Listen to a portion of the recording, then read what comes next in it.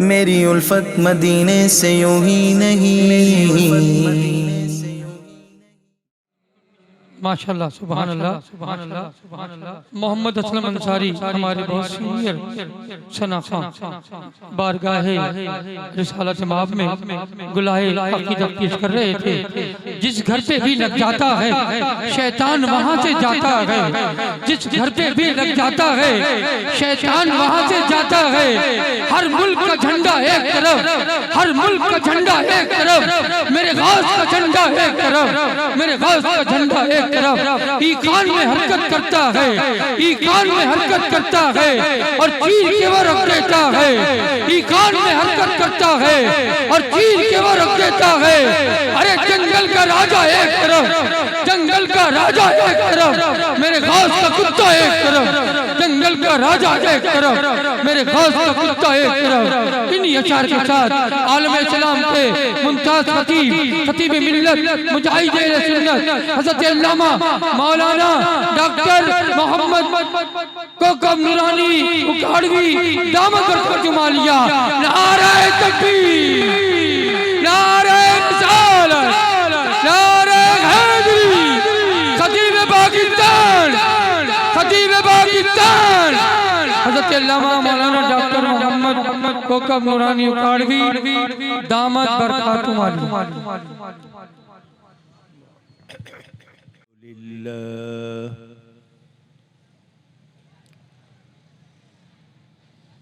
الحمد لله رب العالمين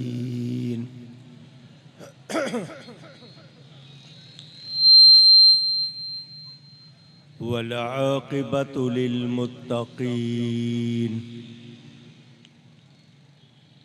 والصلاة والسلام على رسوله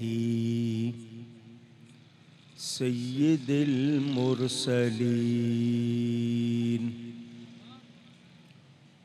خاتم النبيين رحمة للعالمين شفيع المذنبين سيدنا ومولانا محمد رسول رب العالمين وعلى آله وصحبه أجمعين. أما بعد فأعوذ بالله من الشيطان الرجيم. بسم الله الرحمن الرحيم.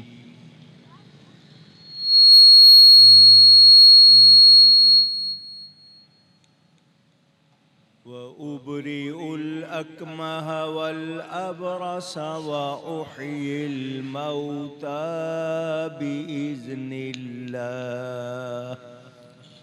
صدق الله العلي العظيم.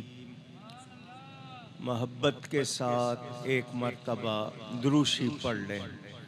اللهم صل على سيدنا ومولانا محمد معدن الجود والكرم وآله وصحبه وبارك وسلم.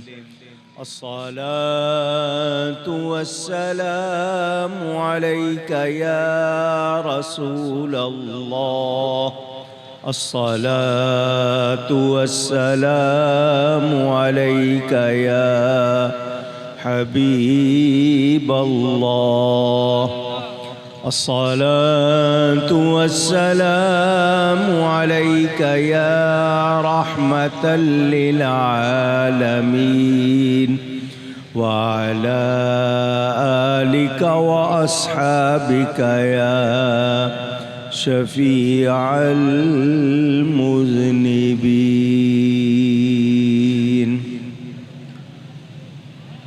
حمد و صلات کے بعد قرآن کریم کی ایک آیت کے کچھ الفاظ آپ کے سامنے تلاوت کیے ہیں۔ مختصر سے وقت میں جو موضوع مجھے فرمایا گیا، انشاءاللہ تعالی اس پر گفتگو کروں گا۔ اللہ تعالی مجھے حق بیان کرنے، ہم سب کو حق سن کر اس کو قبول کرنے، اس پر عمل کرنے اور اس پر قائم رہنے کی توفیق عطا فرمائے۔ ایمان والے اچھی طرح جانتے ہیں کہ اللہ تعالی نے سب کو بنایا ہے۔ پوری کائنات کا خالق مالک اللہ تعالی ہے۔ وہ ضرورتوں سے، حاجتوں سے پاک ہے۔ اس کو کسی کی کسی طرح بھی ضرورت نہیں ہے۔ اس رب تعالی نے کیڑے مکوڑے بھی بنائے ہیں، گھاس پھوس بھی بنائی ہے۔ اسی رب نے پھل اور پھول بھی بنائے ہیں۔ تعرف الاشیاء بازدادها، چیزوں کی پہچان ہوتی ہے تو ان کی ضد سے ہوتی ہے۔ رات نہ ہوتی تو دن کا پتہ نہ چلتا، بدبو نہ ہوتی تو خوشبو کا پتہ نہ چلتا، برے نہ ہوتے تو اچھوں کا پتہ نہ چلتا۔ اللہ تعالی نے جو کچھ بنایا بیکار نہیں بنایا۔ اس کی مشیت کو ہم اپنی عقل سے شاید تھوڑا سا بھی نہ پہچان سکیں۔ اس رب تعالی نے جب ولی بنائے تو واضح بات ہے کہ اللہ کو ضرورت نہیں، ہمیں ضرورت ہے۔ لفظ ولی جس کی جمع اولیاء، ولی کے معنی دوست، ولی کے معنی مددگار، ولی کے معنی پیارا۔ جو پیارا ہوگا وہی دوست ہوگا، جو دوست ہوگا وہ مددگار ہوگا۔ تو ولی اللہ جب کہتے ہیں تو اللہ کے مددگار، اللہ کے دوست، اللہ کے پیارے، تو اللہ کو تو ضرورت نہیں ہے۔ تو اللہ کے مددگار ہونے کا کیا مطلب؟ جو اللہ کے دین کی مدد کرتے ہیں، جو اللہ کے بندوں کی مدد کرتے ہیں، اللہ فرماتا ہے میرے مددگار ہیں۔ کچھ لوگ یہ کہتے ہیں اللہ تعالیٰ کے سوا کوئی مدد کر ہی نہیں سکتا۔ میں ان کے بارے میں صرف اتنا کہوں گا، یہ ساری کائنات ایک دوسرے کی مدد کر رہی ہے۔ اللہ ہی نے حکم دیا نیکی اور بھلائی کے کاموں میں ایک دوسرے کی مدد کرو۔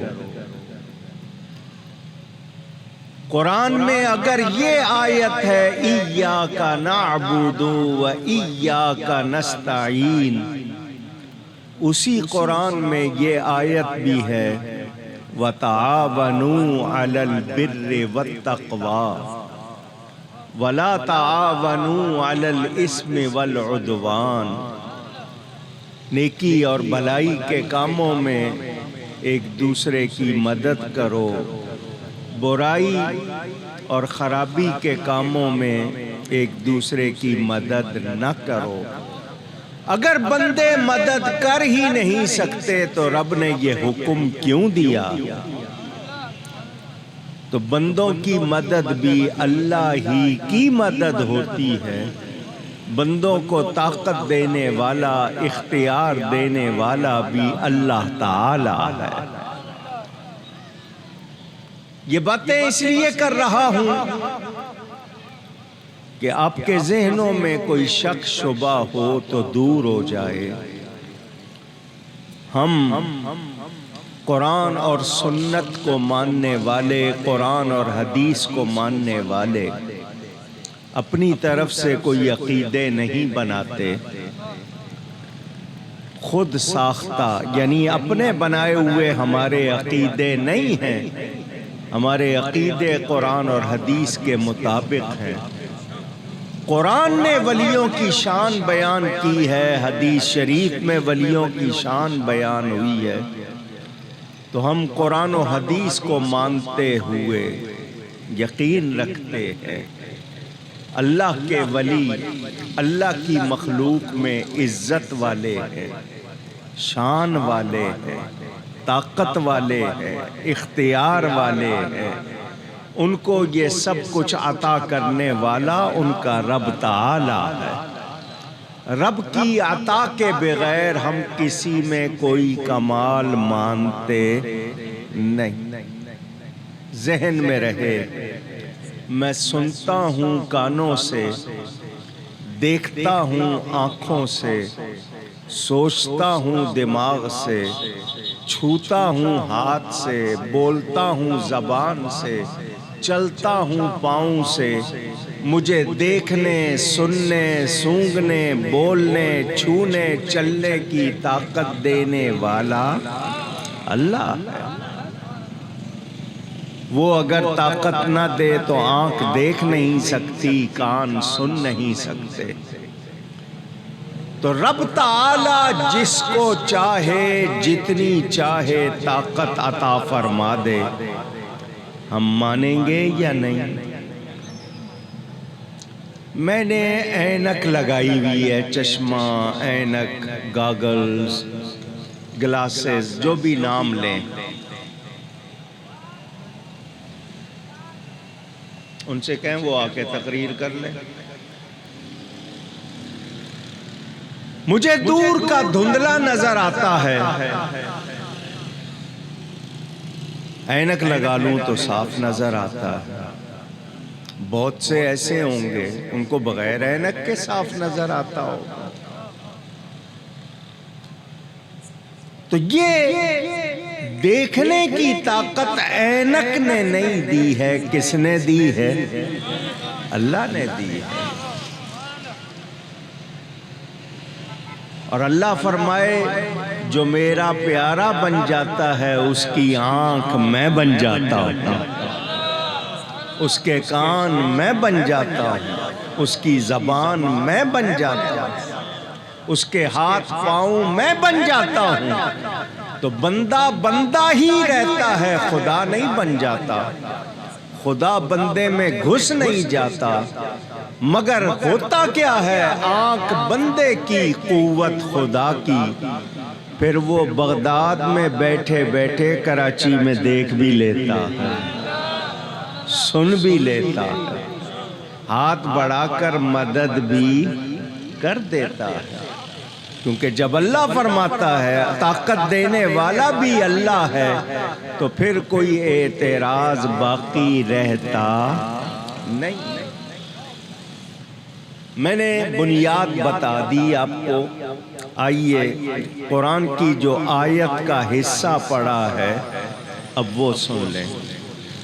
اللہ تعالیٰ ارشاد فرماتا ہے وَأُبْرِئُ الْأَكْمَحَ وَالْأَبْرَصَ وَأُحْيِي الْمَوْتَى۔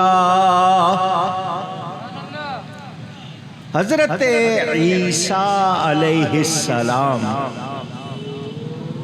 اللہ نے اپنی قدرت کاملہ سے ان کو بغیر باپ کے پیدا کیا.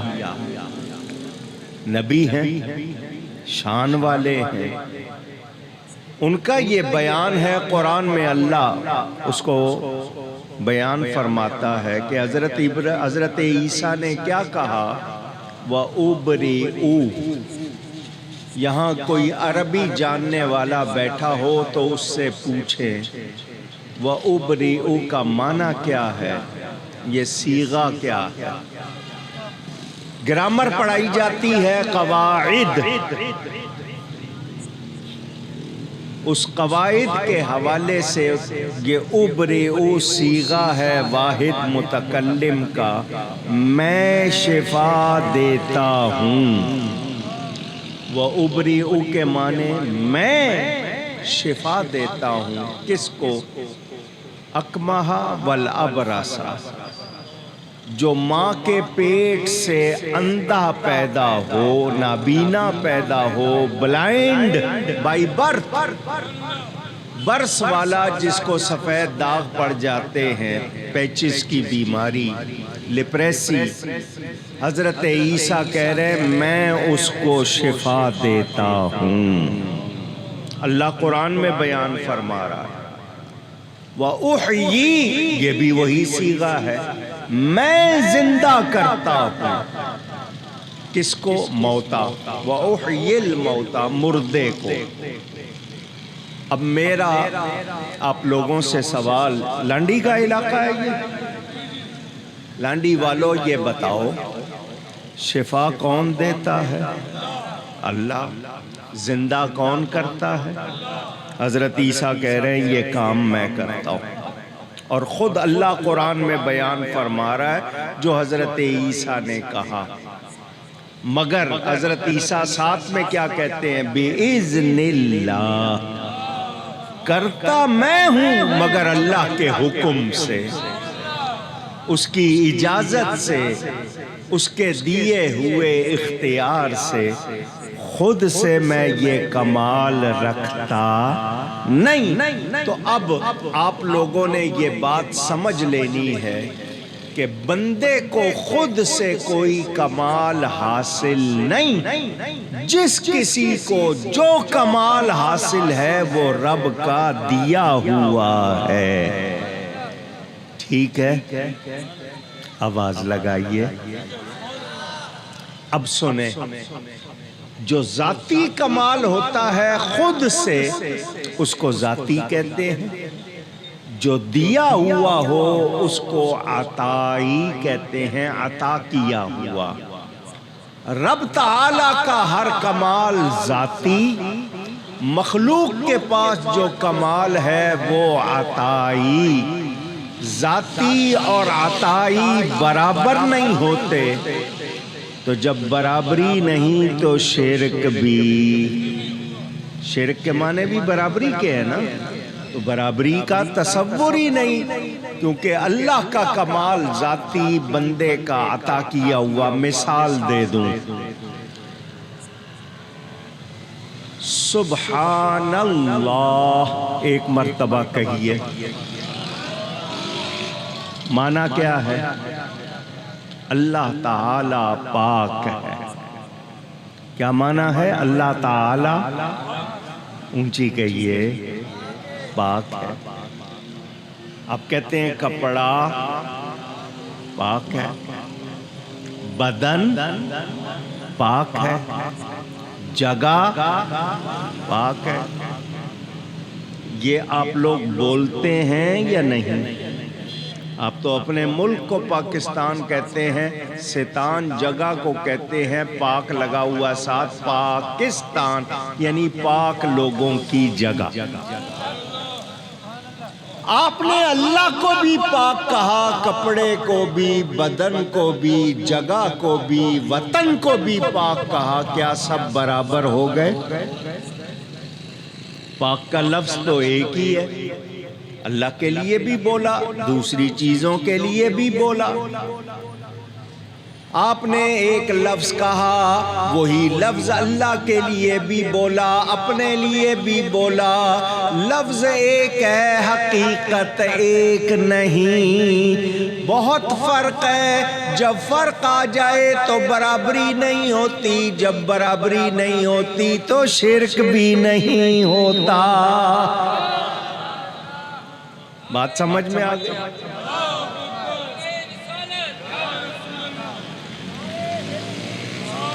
اللہ فرماتا ہے انہو هو السمیع البصیر، بے شک وہ سننے والا، دیکھنے والا۔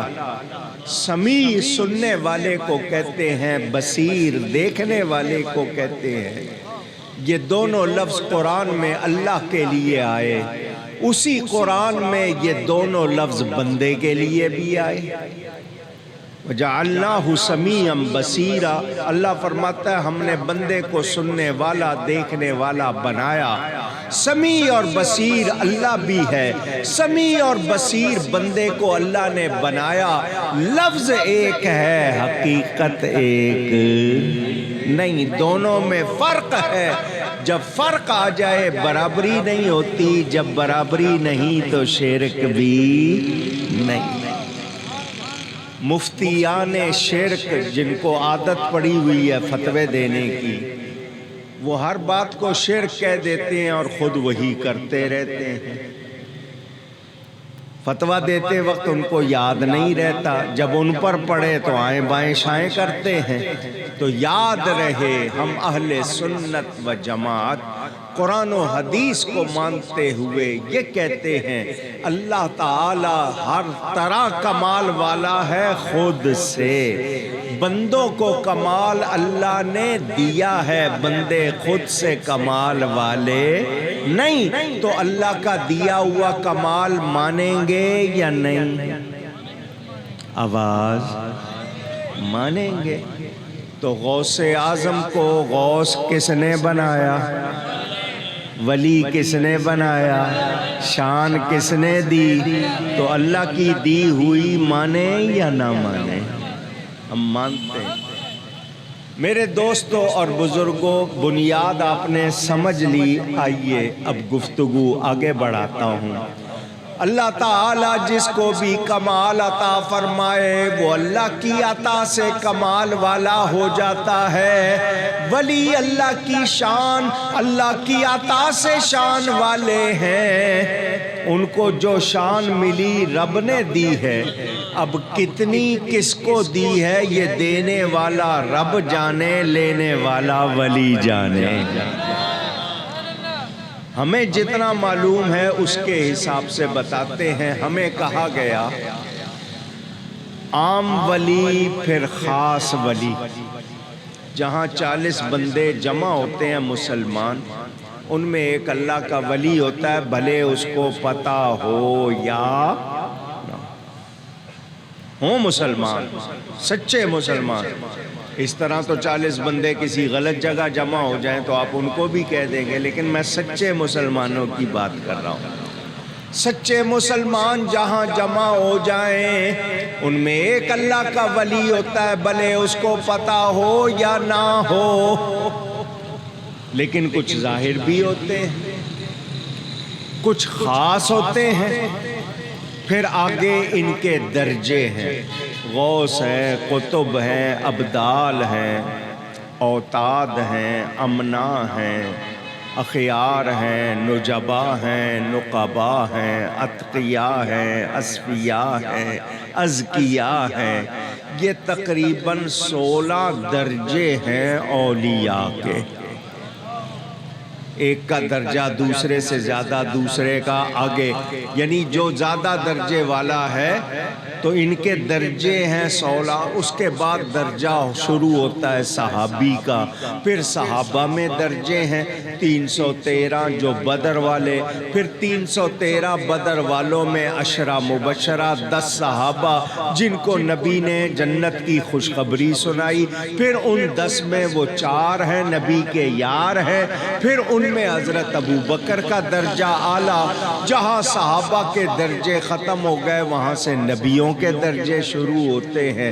نبی 1,24,000 کم و بیش، ان میں 313 رسول ہیں، سب کا درجہ ایک نہیں، رسول ہونے میں نبی ہونے میں برابر، درجے میں برابر نہیں ہے۔ تلک الرسل فضلنا بعضهم علی بعض، قرآن کی آیت موجود 3 پارے کی پہلی آیت کہ یہ رسول ہیں، ان میں سے ایک کو دوسرے پہ فضیلت، کسی سے اللہ نے کلام کیا، کسی کو درجوں بلند کیا، تو جہاں یہ سارے درجے ختم ہو جاتے ہیں وہاں سے میرے نبی کا درجہ شروع ہوتا ہے۔ دھیان سے سننا، آپ لوگ کسی نہ کسی دفتر میں، آفس میں، فیکٹری میں، کارخانے میں کام کرتے ہو، ایک گیٹ پر چوکیدار ہے، ایک گیٹ کیپر ہے، ایک واچ مین ہے، ایک پیون ہے، چپڑاسی کہتے ہیں، چپ راستی کو نہیں پڑھا گیا تو چپڑاسی بنا دیا۔ لیجئے جی، اس سے آگے آفس شروع ہوا، ایک کلرک ہے، ایک ہیڈ کلرک ہے، ایک ان پر آفیسر ہے، ایک مینیجر ہے، پھر جنرل مینیجر ہے، پھر اس کے اوپر جناب ڈائریکٹر ہے، پھر مینیجنگ ڈائریکٹر۔ یہ سارے مانتے ہو یا نہیں؟ اونچی تو جو سب سے بڑے عہدے پہ ایم ڈی بن کر، مینیجنگ ڈائریکٹر بن کے بیٹھا ہے، اس کا درجہ اور چپڑاسی کا درجہ برابر ہے؟ اونچی۔ سپریم کورٹ میں جج بیٹھے ہیں، چیف جسٹس، سب سے بڑا جج بھی بیٹھا ہے، اور دروازے پہ چپڑاسی بھی ہے، دونوں کا درجہ ایک ہے؟ اونچی۔ تو پھر خود سمجھ لیں امتی اور نبی کا درجہ ایک کیسے ہو سکتا ہے؟ ولیوں کا اور عام لوگوں کا درجہ ایک کیسے ہو سکتا ہے؟ جن کو رب درجے عطا فرماتا ہے ہم مانتے ہیں، ہم مانتے۔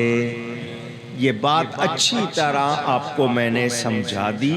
اب وہ جو کہتے ہیں نبی بھی بشر، ہم بھی بشر، تو بلا شبہ نبی بشر ہیں، مگر میرے تمہارے جیسے بشر نہیں ہیں۔ ابھی آپ نے سنا حضرت عیسیٰ کہہ رہے ہیں میں ٹھیک کرتا ہوں بیمار کو، میں ٹھیک کرتا ہوں اندھے کو، میں ٹھیک کرتا ہوں جو برس والا ہے، اور میں زندہ کرتا ہوں مردے کو، مگر اللہ کے حکم سے۔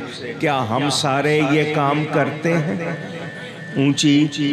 تو ماننا پڑے گا کہ اللہ نے ان کو شان دی ہے، درجہ دیا ہے، وہ درجے والے ہیں، کوئی شبہ نہیں ہے۔